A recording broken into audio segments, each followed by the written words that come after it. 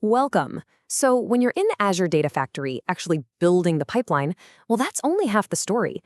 To really make it work, you've got to answer two really basic but super important questions. What data are you moving, and when are you moving it? Today, we're going to dig into the two key pieces that give you those answers. So let's imagine this. You've built this amazing, elegant data pipeline. It's ready to go. But right now, it's kind of just sitting there. It's just a set of instructions without any context. To bring it to life, we have to tackle those two things. First, what data are we actually going to use? And second, when is this thing supposed to run? If you get either of these wrong, trust me, the whole process can just fall apart. All right, let's tackle that first big question, defining the data. Inside Azure Data Factory, the thing that answers both what is the data and where is it located is something called a dataset. Honestly, the absolute best way to think about a dataset is like a smart shipping label. I love this analogy. The label on a package doesn't actually hold the stuff inside, right? It just tells you everything you need to know about what's in the box and where it's going. A dataset does the exact same thing. It's a pointer. It teams up with a linked service, which is basically your connection credential, to tell your pipeline precisely where to find and how to read the data you want. So every dataset really has three main jobs. First, it points to a very specific location. We're not just talking about a server. We're talking about the exact table in a database, or a specific file in a specific folder.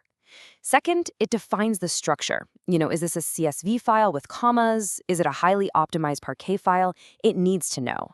And finally, it describes the schema, the column names, the data types, which, as you know, is absolutely crucial for making sure your data stays clean and consistent. And datasets are more than just pointers. They're also super practical. For example, they can handle file compression and decompression automatically, which is awesome. You could have a dataset that points to a folder full of zipped files, and it can just decompress them on the fly as it moves them to the destination. That's a really powerful and efficient feature. Okay, so now Data Factory knows what data to get and where to find it, thanks to our dataset. So what's the next logical question? Of course, it's when do we kick off the pipeline to actually move it? And this is where triggers enter the picture. Yeah, this is really the key to all automation. I mean, nobody wants to sit there and manually click run on their pipelines all day. We need them to run automatically, either on a schedule we can predict or, and this is even cooler, in response to something actually happening. And that is exactly what ADF triggers are for. Now, ADF gives us three main types of triggers, and each one is designed for a different kind of job.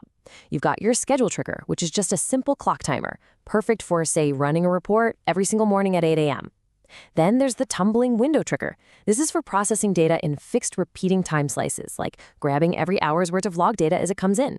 And finally, you've got the event trigger. This one is a real game changer. It fires when a file is created or deleted, which lets you build pipelines that react to data the moment it arrives. This quote right here really hits on a critical point. Your schedule and tumbling window triggers, they're just based on time. They have no idea if the data they're supposed to process has actually shown up yet. So if your daily file is delayed for some reason, the schedule trigger is still going to fire, and it might end up processing old data or maybe just fail completely. An event trigger, on the other hand, only fires when the data is actually there. That makes your whole pipeline so much more reliable. Okay, so we've got our what figured out with datasets and our when sorted with triggers. But what happens when things change? What if the file name has the date in it and it's different every day? If we hard code that stuff, it's going to be a nightmare to maintain. To solve this, we need to make our pipelines smart and dynamic, and we do that with parameters. And the difference is just night and day. Look, on the left, you've got a static, hard-coded file path. The moment we roll into a new year, that dataset is totally broken. But on the right, you see the dynamic way. The path is built using these placeholders, parameters, that get filled in when the pipeline actually runs. This makes a single dataset unbelievably flexible. You can reuse it for tons of different files. So what exactly is a parameter? Well, it's really just a placeholder. It's a spot in your pipeline or your dataset that's waiting to be filled in with a value when the pipeline starts. You can pass in the current date, a specific file name that the trigger picked up, whatever you need. This very simple idea is the key to building efficient, scalable solutions. It means you can build one generic pipeline that can handle hundreds of different files, instead of building hundreds of nearly identical pipelines. All right, let's wrap this up and bring it all together. When you think about it, these three concepts, Datasets, triggers, and parameters are really the essential tools in your ADF toolkit. They're the foundation for any serious data integration work. So, to recap it all, data sets are your shipping label. They tell you what the data is and where to find it. Triggers are your pickup schedule. They decide when the pipeline is going to run. And finally, parameters are the how. They're what makes the whole thing smart, flexible, and reusable by letting you feed in information on the fly.